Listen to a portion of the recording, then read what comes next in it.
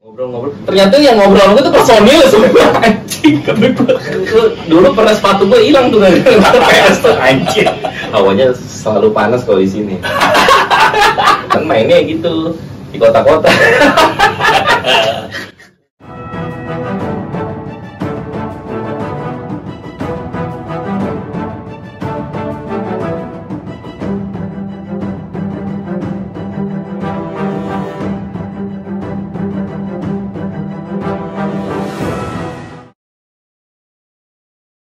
Oke, hai, ahoy, assalamualaikum. Balik lagi sama gue lagi kedatangan temen gue. Seperti yang tidak kenal ya, padahal gue satu band. Bray, kenalin dulu Bray, nama lu Bray. Halo, nama gue Dio.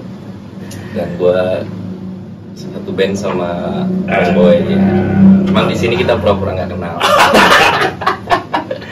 Oke, gue udah kedatangan Dio Audio Satriani. Gue mau mulai dari nama dulu lah. Bokap lu kenapa ngasih nama lu Satriani, Bray? Ya, gue juga bingung tuh. Gue awalnya bingung kenapa ngasih nama Satriani, ternyata pas itu ternyata ada gitaris namanya Joe Satriani sebelum gue tahu.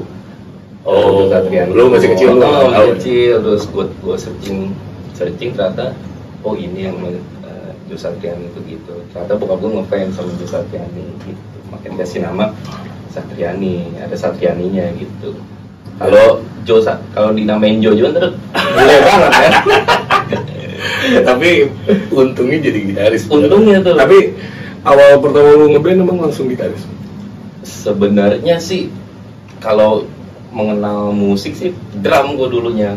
Awalnya cuman ya pengen jadi drummer lah gitu. Cuman kesini kata bokap berhubung di rumah nggak ada drum, itu juga waktu dulu kan di tempat saudara kan ada drumnya juga, kalau main drum tuh ke tempat saudara. Nah bokap adanya gitar doang tuh, akhirnya gue mau di gitar aja. Itu juga waktu SD sih tahu gitar. Berarti lu pertama ngeband dari umur? Kalau gitar sih dari SMP lah. SMP lah, baru mulai. Yang ngajarin gitar lu pertama siapa? Bokap awalnya. Oh, bokap dulu. Bokap ya sempat les juga, Les di mana dulu, Les? Dulu gue di Cik Musik. Cik. Sama kayak si Madu ya? Sama kayak Bang Madi ya. Bang Madi Cik juga. Lu belajar ngambil ada klasik gitu ada? Enggak sih, gue nggak klasik, langsung ke itu, ke apa namanya, elektrik. Dan itu juga gue mintanya kan kalau di Cik tuh kalau nggak salah dulu tuh dia ada kelas-kelasnya tuh, ada kelas yang teori sama kelas praktek. Nah gue minta yang langsung praktek aja lah. Kalau teori gue agak-agak kalau teori tuh dia biasanya baca-baca not gitu bang. Yang bisa jadi guru, benar, yang dapat sertifikat gitu. Kalau gue emang pengen pure bisa main gitar lah ya, biar cepet gimana caranya, langsung praktek aja gitu. Gitu, beda-beda caranya, guys. Lu mau langsung belajar apa lu mau jadi guru, beda jalannya. Kalau jadi guru kayak gue nggak bakat. Yang ada muridnya jinak mulu. Karena guru kunci satunya sabar. Bener. Guru kan, murid kan gak sejago guru ya. Ya namanya belajar. Nah terus SMP lo ngeband pertama. Ingat gak band pertama lo namanya apa? Kalau namanya gue lupa, cuman waktu itu kejadiannya waktu kelas berapa ya, kelas 2 apa kelas 3 SMP. Di sekolah gue tuh ada kayak nyari perwakilan kelas seben gitu.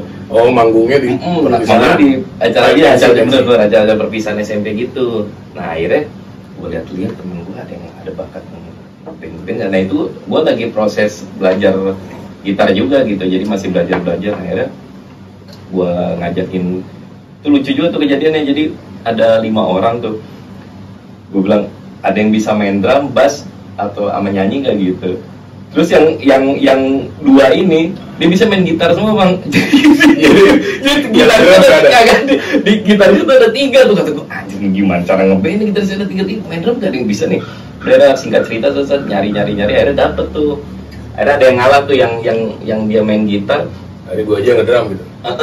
Udah main drum, yang satu lagi udah gue aja yang main bass gitu. Cuman ya gitu masih ngasal-ngasal lah, yang tidak ada perwakilan gitu. gitu. SMP. Terus Terus SMA lanjut ngeband. Nah kalau awal-awal SMA masih lanjut. Awal-awal ngeband yang seriusnya sih waktu kelas 3 SMP sih, itu juga gue ikut festival band gitu sih. Festival dari SMP berarti. SMP gue. Yang festival ada pelajar sih. Festival pelajar. Jadi festival pelajar tuh dulu kan guru sering ngasih tahu nih di sini nanti ada lomba gitu. Siapa nih yang bisa mewakilin SMP ini gitu. Nah itu dicarilah tuh bakat-bakat yang ada potensi yang bisa mewakili, itu dipilih sama gurunya gitu.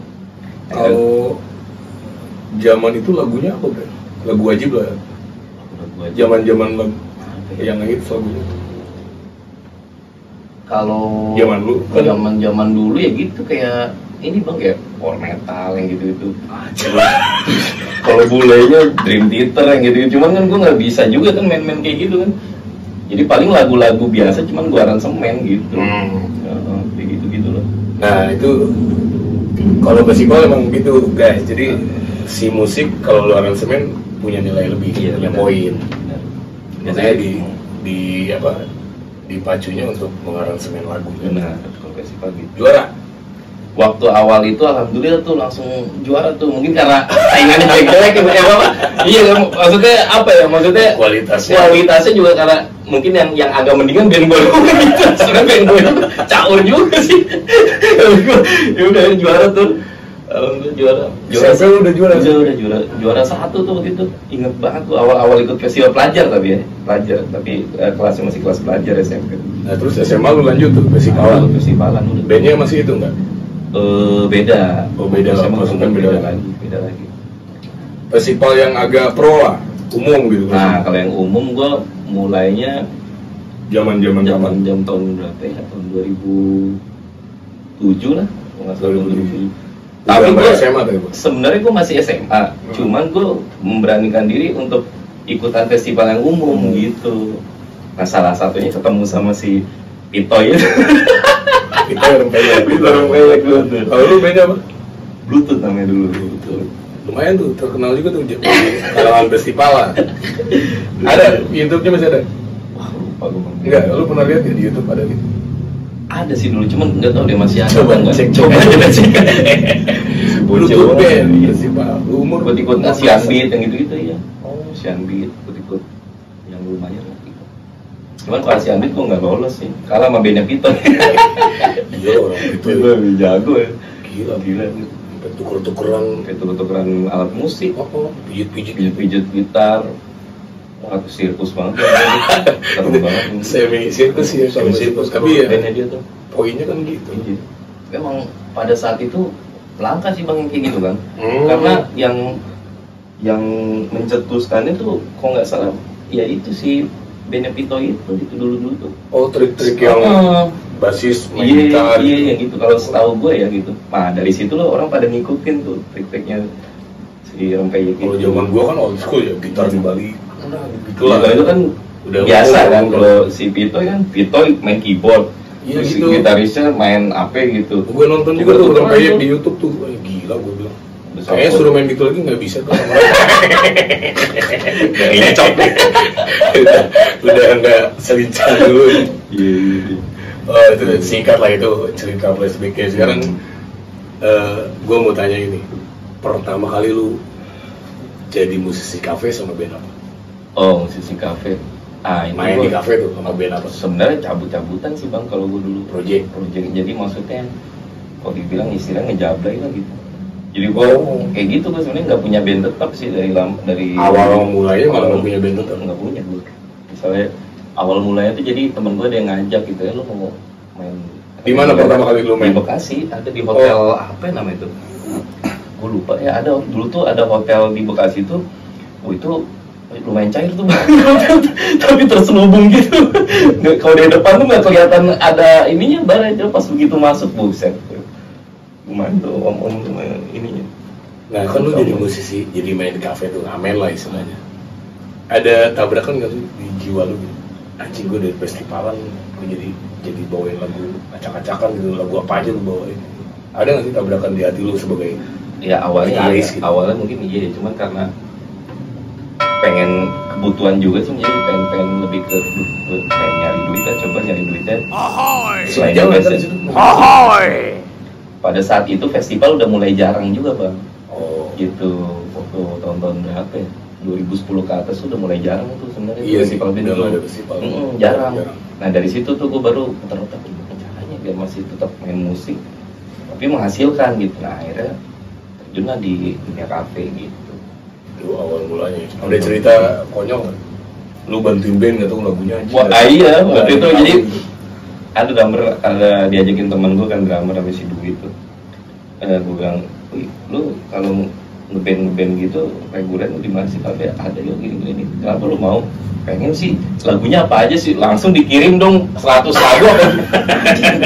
Emang kalau ngamen kafe tuh begini? Iyalah kata gue harus ngapain banyak lagu. Wah di situ tuh gue mulai kayak down gitu. Anjir tuh cuman beberapa lagu gitu aja ternyata banyak banget. Kalau festival kan 5 lagu paling banyak. Festival 2 lagu kan, 2 lagu doang ya. Kalau kafe itu waktu gue bener-bener belum tahu ya, masih nol banget gitu pengetahuan gue tentang kafe gitu. Ternyata gitu dikirim tuh sama dia list-listnya, Songlist. oh dikirim songlistnya tuh. Wih kata gue masih pakai kertas tuh bang. Banyak banget tuh gue, anjir gimana ngapalinnya. Tapi kalau si Denny nonton, Denny ngalamin itu tuh. Pertama kali di kafe. Sama gue soalnya pertama kali. gitu. Itu Dia WhatsApp gue, boy beneran boy bawain Enter Sandman, beneran gue bilang. Mana siswa juga iya gue Sama tuh susah gitu. banget iya. Bahkan gue ada yang belum nggak pernah dengar sama sekali lagu itu bang, kayak gitu-gitu. Gila nih, mana mudiknya. Apalagi zaman dulu kayaknya YouTube masih belum ini banget Iya, kan. Jadi kalau Nah, lu ngalamin pas kasetnya? Kaset sini, ngalamin. ngulik di kaset gitu. ngalamin. SMP tuh. Cuman agak ke ininya kan dulu pakai apa ya? Pakai handphone apa sih, Nokia atau BlackBerry itu zaman-zaman itu tuh. Oh udah BlackBerry. BlackBerry udah Udah lagunya bisa banyak kan dia. lumayan. Wah anjing kalau lu ngalamin zaman kaset mah gila bray. Oh, lu pasti Iya. Pertemanan putus guys. Kalau minjem kaset dibalikin putus, kasetnya putus juga pertemanan guys. Karena lu nguliknya di rewind terus. Rewind ya. Apalagi zaman nge-rap gitu anjir, parah banget tuh. Terus lu jadi jablay lah ya, main di band-band lain. Pertama kali ngetop di band cafe, band apa tuh? Benyamin bukan? Apa Benyamin udah kesini lagi? Udah kesini sih. Ada sih sebenarnya gue sempat bikin project juga sih bang. Band gue, kalau nggak salah tuh gue sempat mau inin lagi si Bluetooth ini. Tapi main di kafe. Tapi playernya cuma yang masih yang orisinilnya cuma gue sama drummer gue si Denny almarhum kan. Nah dari situ tuh setelah gue main sama teman gue yang di hotel itu kan, gue lama kelamaan jadi ngerti tuh gini. Oh ternyata gini kafe. Nah akhirnya gue beberapa tahun kemudian nyoba yang bener-bener gue pengen punya band gue sendiri tapi gue main di kafe nih. Nah akhirnya di situ si Bluetooth itu pernah gue jadi, cuman mainnya gitu di kota-kota. Kota adalah hiburan keren, buat anak Di kota. band. Wah itu konyol juga tuh. Ada dancer dong, zaman dancer. Iya zaman itu gue kaget juga tuh bang pertama. Soalnya gue waktu main di sebelumnya itu yang di hotel belas itu nggak ada dancer, Nggak ada gitu-gitu, nggak ada gitu. Pas begitu punya link yang main di kota, di mana tuh ya, di hotel travel sama di klasik udah pokoknya itu tuh. Pas Sama Bluetooth tuh. Bluetooth tuh begitu masuk, anjir kata gue semuanya cewek-cewek yang kayak gitu ya. Gue agak-agak kaget tuh, gue belum gak tahu tuh kalau sampai sejauh itu kan. Bayaran lu berapa? Zaman itu? Zaman pertama kali ngambil. Masih berapa kayaknya? Edisional, zaman edisional. Cepet 150 kayak bang, 125 gitu. Cuman biasanya ngarepinnya ya itu dari saweran biasanya. Itu kalau bayaran sih kecil nih kayaknya. Terus lu pindah lagi dari Bluetooth. Nah dari Bluetooth itu masuk ke baru ke ngejabai-jabai lagi bang, karena gue udah gak punya tim kan. Karena udah vakum Bluetooth kan, ya udah ngejabai-jabai lah. Gue lupa tuh sama siapa aja. Sampai akhirnya yang terbaru yang agak-agak kesininya ya sama Benjamin itu yang di Audio Wings terus main.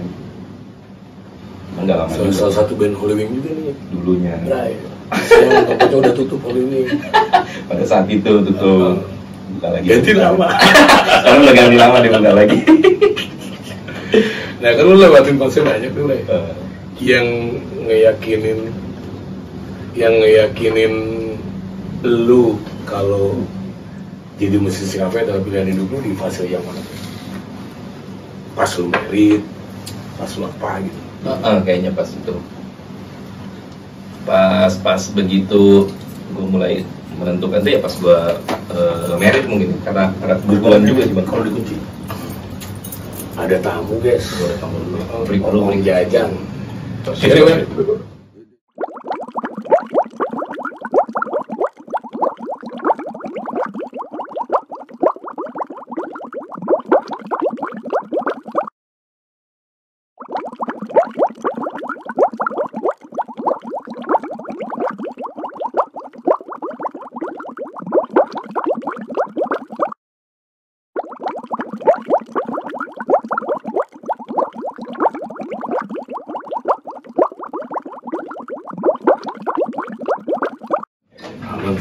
Harus ya.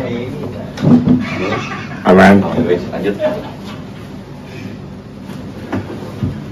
Oke. Balik lagi. Tadi ada tamu.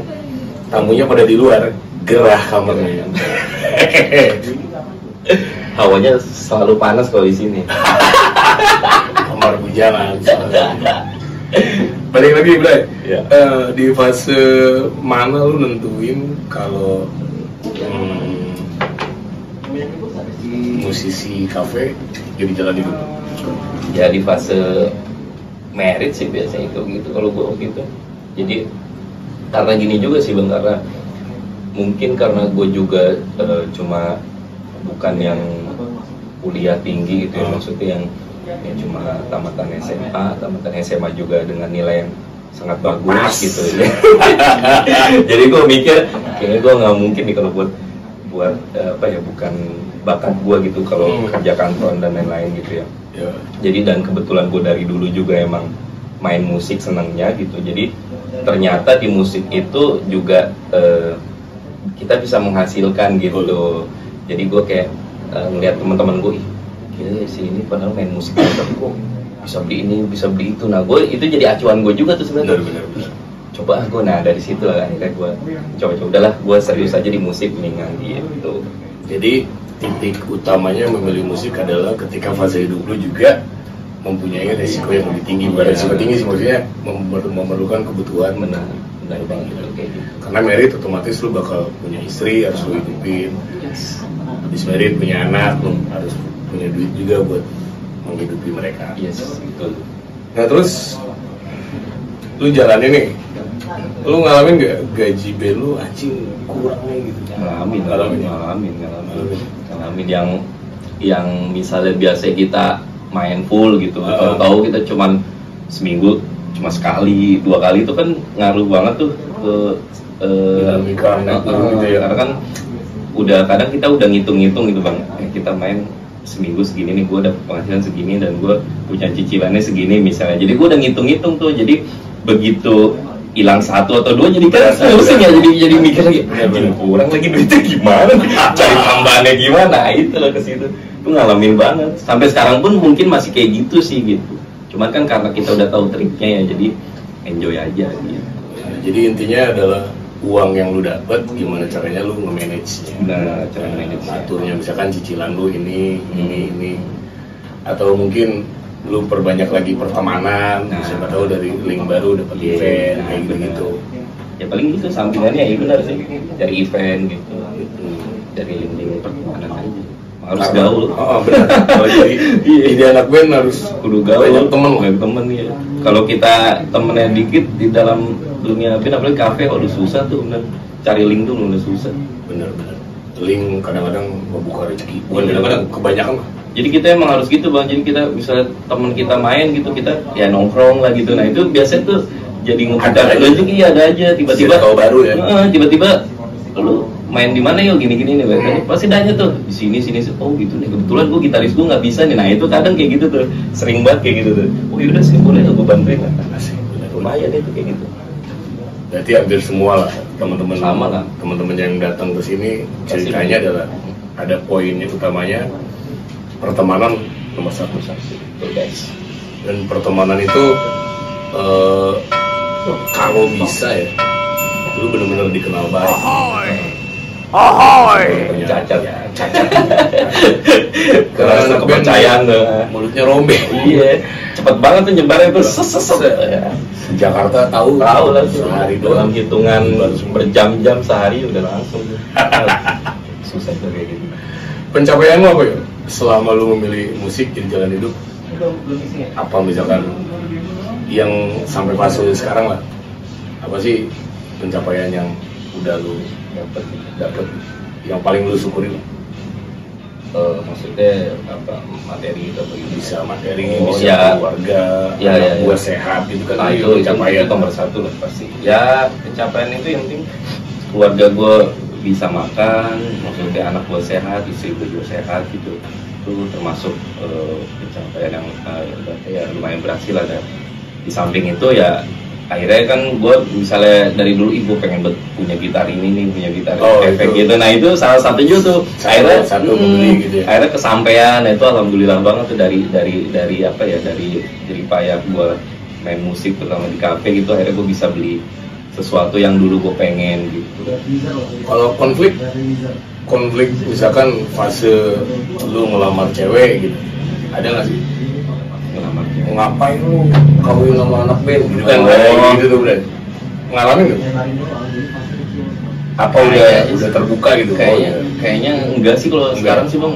Mungkin kalau dulu iya kali ya, maksudnya musisi jemur Hmm. ya kan, iya nggak sih, kalau soalnya kalau bokap gue dulu cerita itu gitu bang, gue denger dari bokap nyokap nih kan, bokap gue juga main musik kan, ya gitu kok. Dulu tuh kalau nyokap gue cerita tuh lucu tuh. Dulu si papa tuh rambutnya gondrong itu bang, kayak lu bang gitu.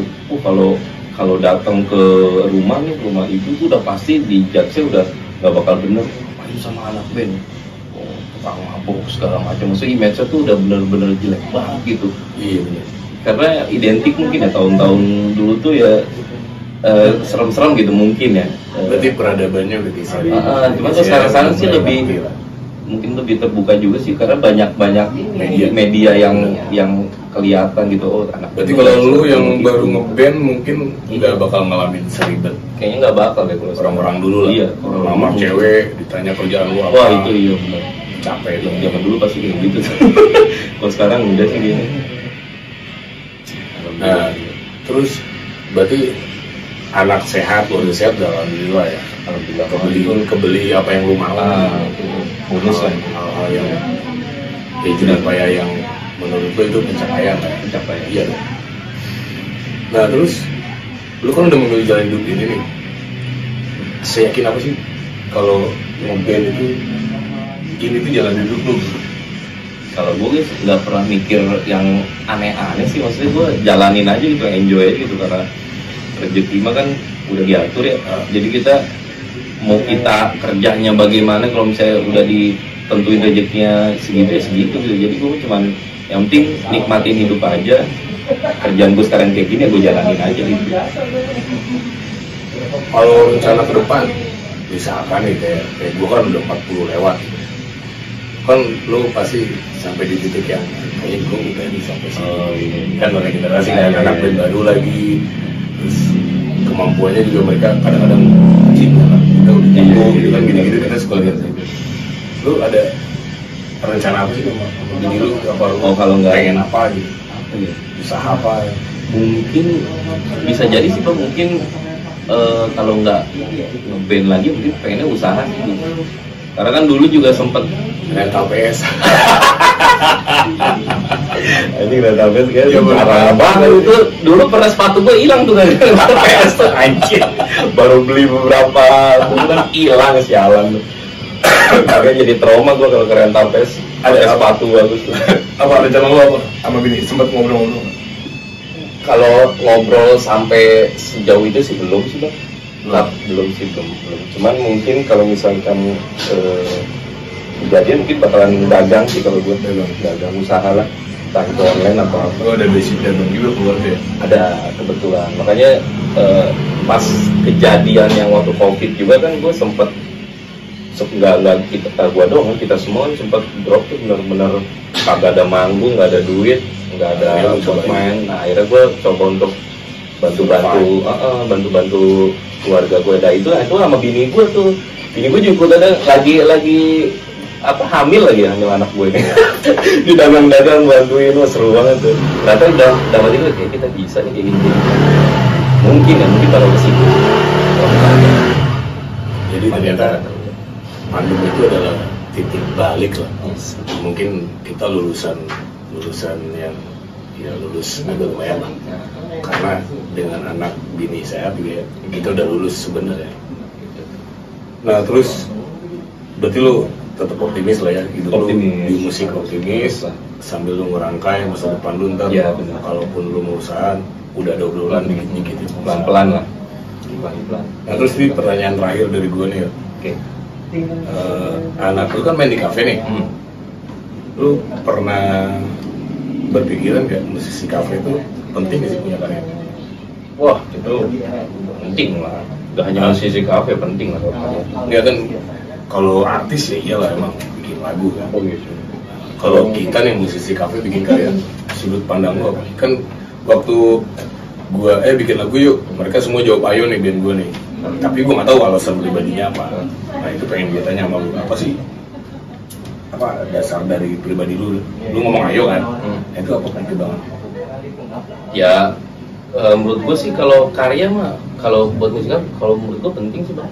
Karena gini loh, karena kan kalau yang nama karya gitu kan salah satu ini juga bang, kayak kenangan juga nanti kalau misalnya kita udah nggak ngeband gitu, itu kan masih bisa dilihat, oh ternyata gue dulu punya karya ya, ini kayak gini. Itu bakal lumayan kita tunjukin ke anak-anak nih, papa dulu punya karya nih gini. Nah itu salah satunya, lebih ke nanti kenangan di masa tua kita nanti lah gitu. Jadi nggak ada batasan ya guys, walaupun lu musisi kafe. Benar. Kalau lu emang udah waktunya dan lu punya tim yang solid pengen bikin karya, lakukan gitu. Duit lagi, lakuin maksud gua. Tapi bener bakal jadi duit juga nanti tuh. Bang. Kalau kita pinter, apalagi sekarang dunia digital tuh sangat mudah guys. Udah tampilin di YouTube, punya subscriber banyak, udah jadi duit juga itu sebenarnya. Itu lebih ke ini kan bisa nyambi juga ya sebenarnya kayak gitu. Jadi sebenarnya kerjaan kita misalnya intinya di kafe, nah karya itu bisa nyambi juga buat kita tuh. Berarti lu setuju ya musisi kafe berkarya? Setuju dong, setuju banget. Ada satu yang kelewat nih, gue lupa tanya. Lu kan dalam perjalanan fase ngeband lu, ada satu band besar yang pernah lu masukin. Ya dong, Funky Kopral, siapa yang nggak tahu? Nah ini gue mau tanya nih, itu awalnya lu ke sono gimana tuh berarti? Anjir, lawan format berapa lah? Oh gitu, singkat cerita sih gini. Awalnya Funky Kopral lihat lu gitu. Itu tahun berapa? Gue lupa, 2000. Itu gue nggak tahu deh, gue udah ngafe apa? Oh udah bang, udah ngafe, cuman belum punya tim yang solid lah. Kalau nggak salah di fase-fase setelah yang pertama gue main di hotel itu deh, kalau nggak salah Funky Kopral tuh. Nah dari situ, jadi bokap gue yang ngasih tahu itu juga. Oh linknya dari bokap? Bokap lah, dari bokap tuh, bokap dapat link apa gitu. Yuk coba ikutin nih, ada Funky Kopral. Bokap tahu juga tuh Funky Kopral. Gue juga tahu sebenarnya, cuman gue nggak banyak tahu lagunya, taunya yang terkenal kayak Super Funk gitu. Kata bokap gue ada audisi gitar nih, kayak gitu. Siapa bang? Funky Kopral. Gue langsung down kan, kok nggak mungkin apa itu jago-jago gitu masa iya. Nah iseng gue dulu kan pernah ikut ini juga kan, pernah ikut lomba-lomba gitar juga bang. Lomba-lomba gitar, nah itu suka di videoin kan sama bokap. Nah karena salah satu persyaratan itu kirim video doang. Nah, akhirnya bokap yang ngirim video tanpa gue tahu itu, bokap ngirim video, tiba-tiba ada yang nelfon gue. Lucunya tuh, halo, oh iya ini Dio ya, iya benar mas ya, oh iya saya dari manajemen Funky Kopral ya. Ya ada apa mas? Saya udah lihat videonya nih, bisa nggak hari ini datang ke Basecamp atau kok bisa gitu mas? Iya pokoknya udah kepilih dari video itu. Gue langsung ngadu sama bokap gue, ini udah ini pak, iya udah papa iya papa kirim videonya so. Kan gue kocak, itu malah jadi beban juga sebenarnya buat gue. Duh gimana ini pak, ngadupin iya dulu nggak tahu tapi nggak ngulik. Tapi gue ya senang sama bandnya gitu, cuman gue nggak ngulik yang sebegitu detail banget tahu semuanya lagu, enggak gitu. Nah, akhirnya singkat cerita ya gue datang ke basecampnya tuh, kalau nggak salah dulu di Kemang gitu, basecampnya tuh datang. Jadi gue datang aja situ, gue kan gak tahu ya orang-orangnya yang mana. Gue tahu namanya doang. Gue duduk sama orang lagi pada ngobrol di situ. Gue bilang, Mas, misi saya mau ikut audisi Panggil Kopra. Oh iya, masuk aja ke dalam. Dalam lah gue ke kantor. Mas saya mau, oh iya tunggu di luar set. Ngobrol-ngobrol. Ternyata yang ngobrol itu personil semua. Anjing, kata gue ngobrol-ngobrol ya. Terus dia masuk yuk. Oh ayo. Dia ikut masuk ke studio. Si anjir, ternyata mereka personil. Lu bawain lagu apa? Jamming doang tuh. Masih awal tuh jamming doang. Enggak dibayarin lagu. Enggak, jamming aja lagu-lagu. Ya bikin, gue lupa dah pokoknya jamming. Kalau nggak salah itu ada 3 kandidat juga tuh di situ. Oh. Jadi nggak ada gua doang, ada gua jamming. Kebetulan gua pernah lihat almarhum Ilham itu kayak pernah nggak asing. Gue bilang, ini kayak gua tahu bang. Gue bilang, lu pernah, dia ternyata teman-teman geng festivalan dulu juga, cuman ya nggak jauh dari Rempeyek. Teman-teman koneknya ke situ juga. Pas cerita dia, oh iya pantesan gua pernah ngeliat lu bang, dia juga pernah ngeliat gua gitu. Berapa tahun lu dipanggil Kopra?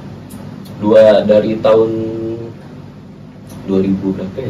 2012 sampai 2014, 2 tahun lah. Pokoknya 1 album lah. Oh, lu sempat bikin satu album. Oh, itu lumayan juga tuh. Deg-degan banget. Kocak gitu kalau itu. Semoga Panggil Kopra masih ada, masih ada. Masih kayak. Cuman dia kebetulan lagi, gue lihat tadi baru ngeluarin itu juga bang. Reunian dia tuh. Tapi dengan nama yang berbeda. Gue lihat juga keren juga sih. Kita balik lagi nih pesan. Semoga sukses lah ya buat Panggil Kopra. Yoi, harus ditunggu karya selanjutnya, saling support lah. Karena musisi apa ya? Ya walaupun beda segmennya doang ya. Kita di kafe, mereka mungkin jalurnya industri. Tapi basicnya sama lah. Harus saling support satu sama lain. Iya, pasti itu. Yes, itu aja obrolan gue sama Dio. Kebetulan kita syutingnya bulan Ramadan. Iya. Yes, jadi minumannya kopi dan beneran ya, kopinya beneran. Ini beneran loh guys tuh. Tuh kopi itu. Kalau yang ini saya nggak tahu. Kalau aku kopi. Matanya aja masih kopi hitam. Bening nih matanya. So guys, thank you. Jangan lupa di komen-komen. Yes. Siapa lagi yang harus gue undang? Mungkin ada musisi-musisi kafe yang pernah lu tonton, bang vokalis ini dong, bang gitaris band ini dong, undang. Komen aja di channel ya. Ya WTV, di komen aja. Nanti siapa tahu dia ada waktunya terus bisa mampir ke tempat gua. Guys, thank you ya semuanya. Udah sisain waktunya. Jangan lupa like, comment, subrek segala macam tuh ada. Nanti kita datengin lagi teman-teman musisi kafe atau mungkin ini gue mau nanya lu juga nih, channel gue tuh kalau misalkan bartender gitu kan dia juga cari di malam. Menurut lu asik lah kan, karena kan bartender itu kan ya pasti kenalannya musisi kafe juga gitu, pasti begitu. Dan dia pasti pengalamannya lebih ini juga tuh, lebih kocak biasanya. Lebih kocak tuh, ada band kafe yang gimana sih lucu. Ada rencana sih gue ada bartender, ada mungkin PR atau kru band juga ada. Semuanya. Biar jadi wawasan buat kalian mungkin yang nonton nanti di rumah. Karena menurut gue kayak channel kayak gitu jarang nih bang. Ya, gue juga sempat observasi. Gue ngeliat tuh di YouTube kayak jarang deh, makanya harus dikembangkan. Yes, gue sih pengen banget jadi database lah. Oh pernah gue sebagai musisi kafe gue pernah datang di channel ini. Gitu. Jadi someday lo bisa memori gitu, lo nonton channelnya, ngobrol sama gue gitu ya. Thank you sekali lagi. Assalamualaikum semuanya. Yuk, makasih banyak. Thank you ya bang Bud. Sip, sukses semuanya buat channel. Gokil. Bye. Dadah. Assalamualaikum. Ahoy. Alhamdulillah. Kabar. Pasien berikutnya.